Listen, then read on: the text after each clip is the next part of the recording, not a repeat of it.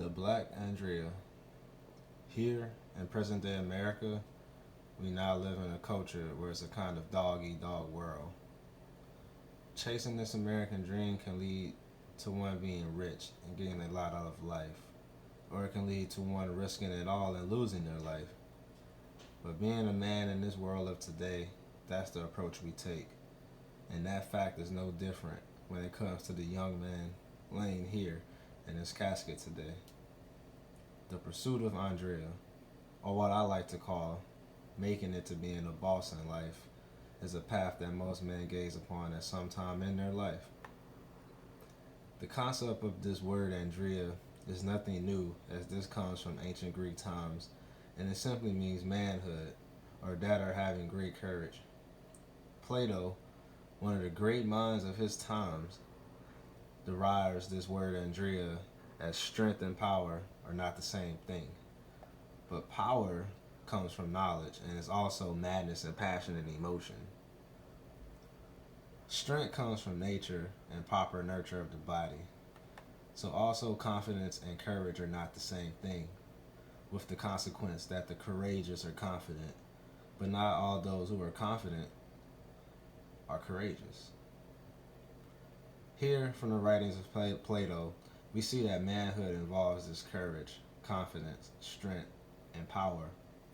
But all of these don't make you a man in general. If we come to a point of today, whereas even a black man, the rules seem to be different. Yes, these guys, Plato's and Socrates, they were very good men, but were they good black men? I don't believe so. And that's how we must define, even in different cultures, of what it means of manhood, or Andrea, the Andrea boss, is hard to find, or even it's hard to live up to this ideal. Justice and beauty are also a part of this manhood, as one must know the balance of power and how to be confident in ways that beauty and what he does can be produced effortlessly. But as I stated before, most of this is flipped around when it comes to being the black male boss, or as I like to call it, the black male Andrea boss. First of all, strength is something that most people have or almost need to make it from this background in black society.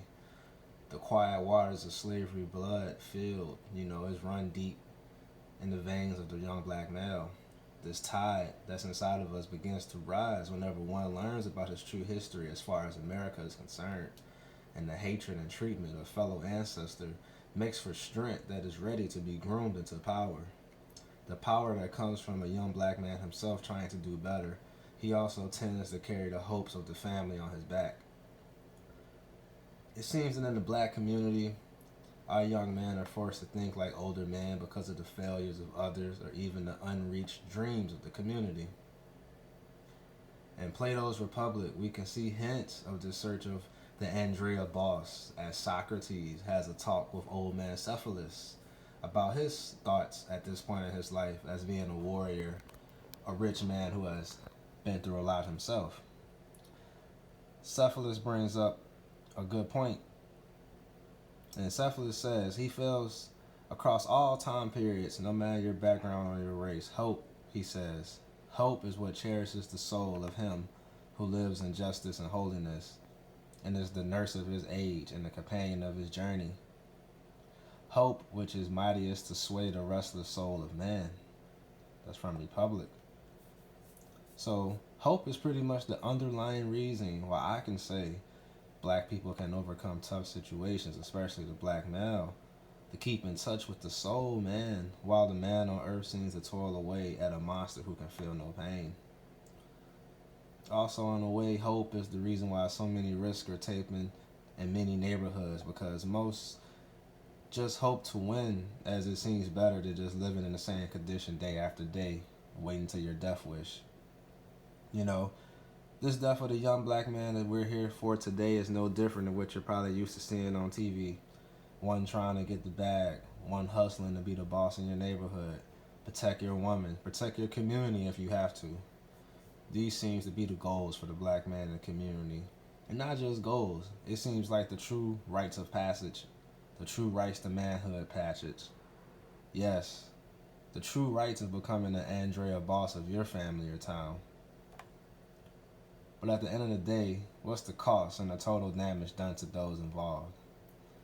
And in our community, when one does become this so far boss, how long does this last? As we see many of our prominent people get shot down in the prime years of their life. The Andreia boss in the black community does produce a lot of jealousy because of how rare it is to reach this in this American society. In other places, I'm sure that people will support you and help you rise to the top and celebrate you when you need it. But in this black community of manhood, it's only a few at the top, while most are envious but stuck in outdated ways. You know, in our society, we can see a great example of this way of living when we see the film made by Spike Lee called Chirac. The film based on black culture and the struggles to stay alive in a place that's a war zone at best. One line from the movie, we see the protagonist, who is named after the neighborhood Chirac. His woman asks him, you know, how do you make it? Well, you need to change your lifestyle, change what you're doing, do something better for the community. And he simply responds, I can't. All I know how to do is rap. I am Chirac. And as we can see, that short but significant line from the movie just shows how, you know, the protection of this Andreia boss status in the black community is all he knows, and he will fight and die, go down to the end for it.